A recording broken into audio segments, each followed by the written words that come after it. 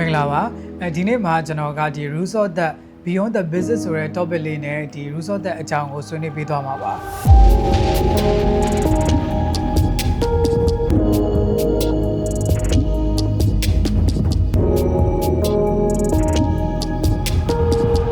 တက်ရဲ့အခြေခံသဘောတရားကိုတော့ကျွန်တော်တို့လူတိုင်းဒီပါသိထားကြတယ်ပေါ့နော်ဒီ frame ကို 3.3 grid ခွဲတယ်ပြီးတော့ချင်းဒီ subject ကို center of interest point နေမှာထားတယ်ဒီလောက်ဆိုလို့ရှိရင်ကျွန်တော်တို့ rules of တက်ရဲ့ basic concept ကိုနားလည်ပြီလို့ပြောလို့ရတယ်ဒါပေမဲ့ဒီနေ့မှာတော့ကျွန်တော်ကအဲ့ဒီ basic concept တက်ကြော်ပြီးတော့ဒီ rules of တက်ကို cinematography နဲ့ visual storytelling shoot down ကနေဘယ်လိုမျိုးအသုံးချနေလဲပြီးတော့ဒီ subject ကိုနေရာတစ်ခုမှာထားလိုက်ပြီဆိုတာနဲ့သူ့ရဲ့ meaning နဲ့ feeling ကဘယ်လိုမျိုးပြောင်းလဲသွားလဲဆိုတာကိုကျွန်တော်ကဒီ video လေးထဲမှာပြပြပေးသွားမှာပါ rules of that ဆိုတာကျွန်တော်တို့ဒီ cinematography ပညာရပ်ကိုလေ့လာနေတဲ့သူတိုင်းဒီကြားဘူးကြတဲ့ composition principle တခုပေါ့နော်အရင်ဆုံးကျွန်တော်ကဒီ rules of that အကြောင်းကိုမပြောခင် composition အကြောင်းကိုကျွန်တော်တို့အရင်ဆုံးနားလည်ထားဖို့လိုတယ်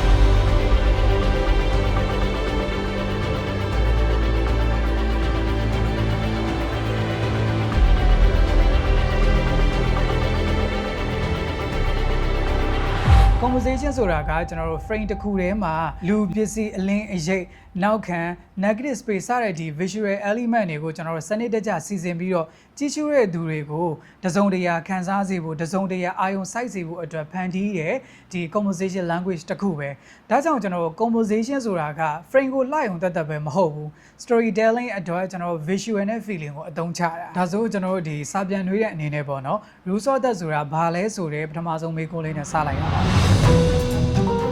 rules of that ဆိုတာကျွန်တော်တို့ဒီ vertical line နှစ်ချောင်း horizontal line နှစ်ချောင်းကိုအညီမျှခွဲပြီးတော့ frame ကို down လိုက်3ပိုင်းအလျားလိုက်3ပိုင်းကျွန်တော်တို့ခွဲတယ်ပြီးတော့ဒီ 3x3 grid စုစုပေါင်း grid 6ခွက်ဖန်တီးတဲ့ composition language တစ်ခုဖြစ်လာတယ်ပြီးတော့ဒီ vertical line နှစ်ချောင်းနဲ့ horizontal line နှစ်ချောင်းစုံတဲ့နေရာမှာကျွန်တော်တို့ intersection point ဆိုတဲ့အမှတ်၄ခုရရှိတယ်အဲ့ဒီအမှတ်၄ခုကို composition မှာကျွန်တော်ဒီ center of interest point လို့ခေါ်တယ် center of interest point အမှတ်၄ခုရဲ့တစ်ခုမှာဒါမှမဟုတ်ဒီအမှတ်၄ခုကိုဖြတ်သွားတဲ့ grid line တစ်လျှောက်မှာပေါ့နော်ကျွန်တော်တို့အဓိကပြချင်တဲ့ subject ကိုနေရာချထားပေးခြင်းအဖြစ် viewer ရဲ့အာရုံကို subject စီကိုပို့ပြီးလွယ်ကူစွာကျွန်တော်တို့ဥတည်စေတယ်ဒါကြောင့်ကျွန်တော်တို့ဒီ center of interest point အမှတ်၄ခုအားဆိုလို့ရှိရင်ဒီ frame ထဲမှာပေါ့နော် subject ကိုပို့ပြီးတော့ပေါ်လွင်ထင်ရှားစေတယ်ပြီးတော့ visual attention ကိုထိန်းချုပ်ဖို့နဲ့ composition ကို balance ဖြစ်စေဖို့အသုံးပြုတဲ့နေရာတွေမှာအရေးကြီးတဲ့အမှတ်တွေပဲဒီနေရာမှာကျွန်တော်တခုထပ်ဖြစ်ပြောချင်တာကဒီ grid 6ခွက်ရဲ့ element ဒါမှမဟုတ် center of interest point ရဲ့ element နံပါတ်5အောက်ခွက်ကိုကျွန်တော် dead center လို့ခေါ်တယ်အဲ့ဒီ dead center ကဒီ grid ရဲ့ level ကို center ပဲအဲ့ဒီ center မှာကျွန်တော်ဒီ subject ကိုနေရာချထားပေးခြင်းအဖြစ် viewer ရဲ့အာရုံကိုဓာတ်ရိုက်ဖန်ယူနိုင်တယ်လို့ composition ကိုပို့ပြီးတော့ stable ဖြစ်စေတဲ့ dry ဖြစ်စေတဲ့ကျွန်တော်တို့ format ဖြစ်စေပါတယ်နောက်နံပါတ်1မေးခွန်းကတော့ကျွန်တော်ဒီ rules of that ကိုဘာရွယ်ချက်ကြောင့်အသုံးပြုလဲဆိုတာကိုသိဖို့လိုတယ်တချို့ကကျွန်တော်တို့ဒီ rules of that အသုံးပြုနေကြတာဘာရွယ်ချက်ကြောင့်အသုံးပြုနေတာလဲလို့မေးလိုက်လို့ရှိရင်မသိကြဘူးပေါ့နော်ဒါကြောင့်အဲ့ဒီຢာလေးကိုကျွန်တော်ကဒီ video လေးထဲမှာပြပြပေးချင်ပါတယ်ပထမဆုံးချက်ကတော့ကျွန်တော်ဒီ visual balance ပါ subject ကိုကျွန်တော်တို့ center မှာပဲထားမဲ့စာဘေးတစ်ပတ်ကိုရွှေ့ပြီးတော့ဒီ channel negative space တွေနဲ့ဒီ visual weight ကိုကျွန်တော် balance ဖြစ်အောင်လုပ်နိုင်တယ်ဒါကြောင့် frame ကပို့ပြီးတော့လည်း natural ဖြစ်သွားတယ်လို့ကြည့်ရှုရဲ့ဒီ viewer ရဲ့အနေနဲ့လည်းပေါ့နော် subject နဲ့သူ့ပတ်ဝန်းကျင်ကြားမှာရှိတဲ့ relationship ကိုပို့ပြီးတော့ခံစားမိစေတယ်ဒီနေရာမှာတခုတတိထားစေချင်တာက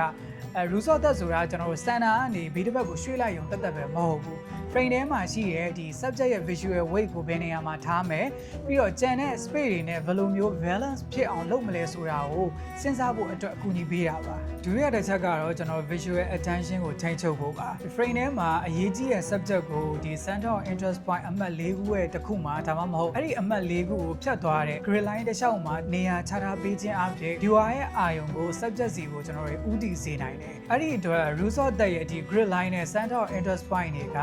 viewer ရဲ့အာရုံကို subject စီကိုဥတည်ပေးတဲ့ဒီ visual anchors အဖြစ်ကျွန်တော်တို့အသုံးဝင်လာတယ်ဒါကြောင့် rules of that ဆိုတာကဒီ frame ကိုလှရုံတက်တက်ပဲလုပ်တဲ့နည်းလမ်းမဟုတ်ဘူး viewer ကိုအရင်ဆုံးဘာကိုမြင်စေခြင်းလဲဆိုတာကိုပြတဲ့နေရာမှာစဉ်းစားတဲ့နည်းလမ်းတစ်ခုလည်းဖြစ်ပါတယ်တတိယတစ်ချက်ကတော့ကျွန်တော် visual storytelling ပဲဒီတစ်ချက်ကအရေးကြီးဆုံးပဲ subject ကိုဘယ်နေရာမှာထားသလဲဆိုတာကကျွန်တော်တို့ frame ရဲ့ meaning ကို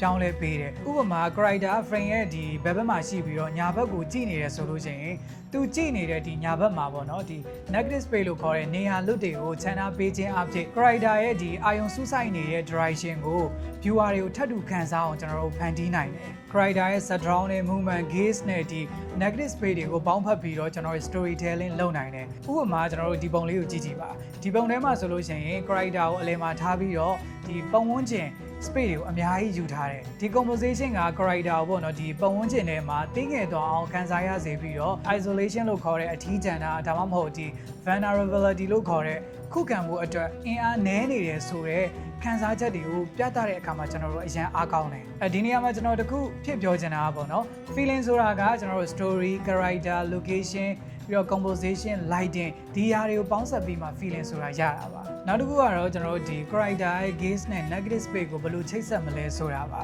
character ကဒီညာဘက်ကိုကြည့်နေတယ်ဆိုရင်သူကြည့်နေတဲ့ဘက်မှာကျွန်တော်တို့ဒီ negative space တွေကိုခြံထားပေးခြင်းအဖြစ် viewer ရဲ့အမြင်ကိုအဲ့ဒီ direction စီကိုဆက်ပြီးတော့ဦးတည်စေတယ်ပြီးတော့အဲ့ဒီ space ဟာဒီ character ရဲ့ destination လည်းဖြစ်နိုင်တယ်လို့သူစောင့်မျှော်နေတဲ့အရာသူ့ရဲ့ attention ဒါမှမဟုတ် story ထဲမှာအရေးကြီးတဲ့ဒီ ancient element တစ်ခုခုကို represent လုပ်ထားတာလည်းဖြစ်နိုင်တယ်ဒါကြောင့်ကျွန်တော်တို့ဒီ cinematography မှာ character ဘယ်ဘက်မှာရှိတယ်ညာဘက်မှာရှိတယ်ဆိုတာထက် character ဘယ်ကိုကြည့်နေလဲဆိုတာပို့ပြီးတော့အရေးကြီးပါတယ်တခါတလေကျွန်တော်တို့ subject ကိုပေါ့နော် frame ရဲ့အပေါ်ပိုင်းရဲ့အောက်ပိုင်းတွေမှာနေရာချထားတာတွေကိုကျွန်တော်တို့တွေ့နိုင်တယ်ဥပမာ character ကိုပေါ့နော် frame ရဲ့အောက်ပိုင်းမှာနေရာချထားပြီးတော့အပေါ်ပိုင်းမှာဒီ negative space တွေခြံထားပေးခြင်းအဖြစ်ဒီ context ပေါ်မူတည်ပြီးတော့ isolation ဖြစ်တာ vulnerability ဒါမှမဟုတ်ဒီ environment ရဲ့ခြေပြန့်မှုကိုကျွန်တော်ခန်းစားစေနိုင်တယ်တစ်ဖက်မှာလည်းကျွန်တော် character ကိုအပေါ်ပိုင်းမှာထားပြီးတော့အောက်ပိုင်းမှာ negative space တွေအများကြီးခြံထားပေးခြင်းအဖြစ် context ပေါ်မူတည်ပြီးတော့ဒီ elevation freedom ဒါမှမဟုတ်ဒီ dominance လို့ခန်းစားမှုမျိုးပို့ပြီးတော့အားကောင်းစေတယ်